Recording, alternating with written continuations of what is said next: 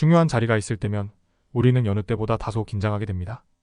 회사 프레젠테이션, 면접, 자격증 시험 등 각종 상황들이 있죠.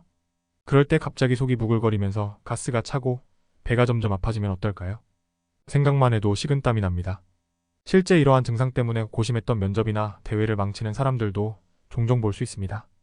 문제는 이 질환의 원인을 알 수 없다는 것에 있죠. 일반적인 장염이라면 병원에서 처방해준 약을 먹고 며칠 쉬면 완화되는데요. 하지만 이 질환은 약을 먹어도 며칠 푹 쉬어도 쉽사리 개선되지 않을 때가 많습니다. 과연 이 질환은 무엇일까요? 바로 과민성 대장 증후군입니다.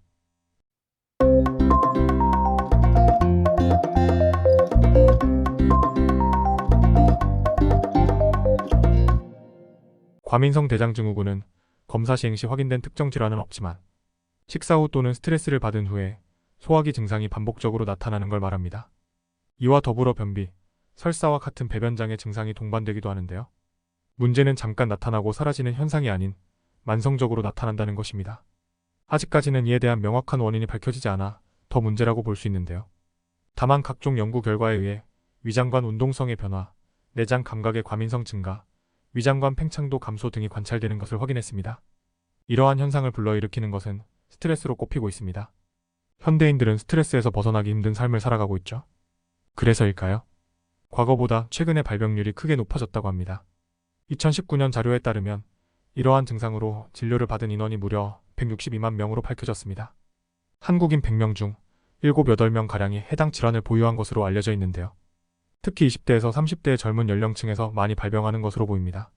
남성보다는 여성의 발병률이 높게 나타나고요. 서울의 경우 다른 지역에 비해 11.6%라는 높은 유병률을 보입니다. 해당 질환의 대표적인 증상은 복부팽만, 잦은 방귀나 트림, 배변 횟수 증가, 복통이 있는데요.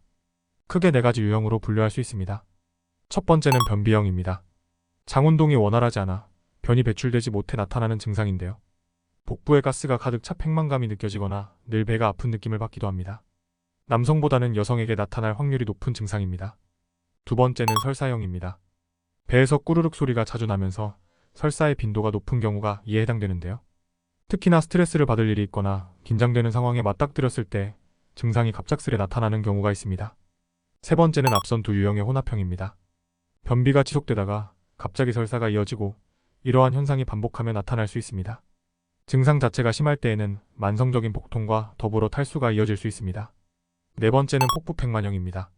설사나 변비가 자주 나타나지는 않지만 뱃속이 부글부글 끓어오르는 느낌이 들면서 가스가 차게 됩니다.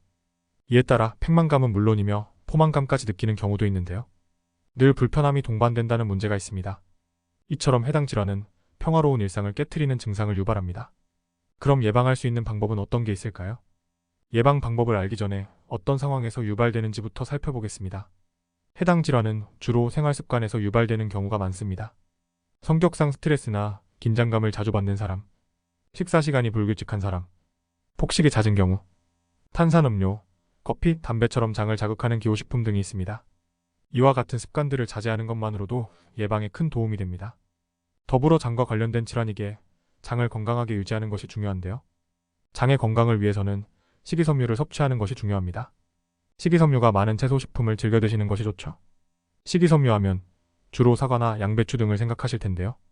놀랍게도 이러한 식품은 오히려 증상을 악화시킬 수도 있습니다. 사과와 양배추, 브로콜리 등에 든 당분이 가스를 유발하기 때문인데요. 이처럼 가스 유발 식품을 포드맵 식품이라고 부릅니다. 포드맵당의 경우 장까지 내려가는 동안 흡수가 되지 않고 수분을 머금고 있게 됩니다. 이러한 수분을 배출하기 위해 장의 연동 운동이 빨라지면 방기설사로 배출되고요. 가뜩이나 해당 증상으로 곤욕인 사람들은 이러한 식품들로 더 난감한 상황을 맞이할 수도 있습니다. 그렇다면 포드맵 식품에는 어떤 것들이 있을까요? 대표적으로는 브로콜리, 양배추, 생양파, 생마늘 등의 채소류가 있고요.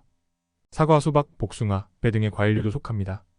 이 밖에도 보리, 호밀, 밀가루 등의 잡곡류, 강낭콩 등의 콩류, 치즈, 우유, 요거트 등의 유제품, 에리스테롤, 꿀 등의 감미료, 과일 주스, 맥주, 커피, 탄산음료 등의 음료가 있습니다. 과민성 대장 증후군 증상으로 고민 중이시라면 고포드맵 식품은 가급적 피하고 대체할 수 있는 식품을 드시는 게 좋겠죠.